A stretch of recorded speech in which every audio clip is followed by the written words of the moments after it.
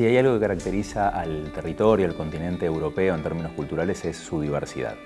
La historia del continente europeo es larga, comienza hace siglos, mucho antes que la de continentes como América Latina, por lo menos en términos oficiales, y eso nos deja rastro, nos deja registro de huellas, de marcas, de prácticas, de tradiciones, todo aquello que hace a la cultura,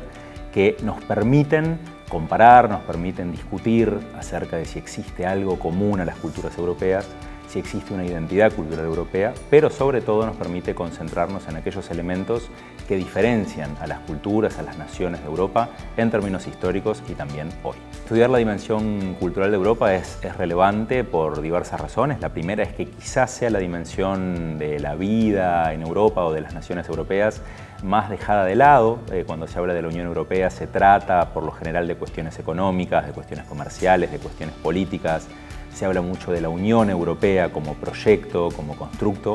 y se olvida todo aquello que había antes y que caracteriza esa diversidad fundamental que la Unión viene precisamente a unir.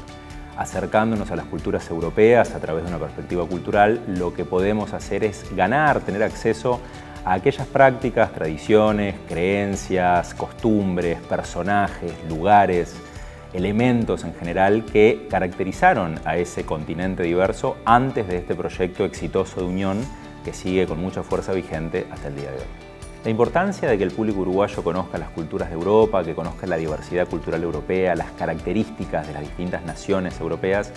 es fundamental, porque muchas veces desde nuestro rincón sureño en el mundo nos perdemos de algunas cuestiones más profundas que vayan más allá de los estereotipos que solemos conocer cuando hablamos de culturas conocidas como la francesa, la italiana, la alemana, esas culturas que por distintas razones tienen más presencia a nivel global y por lo tanto también en Uruguay.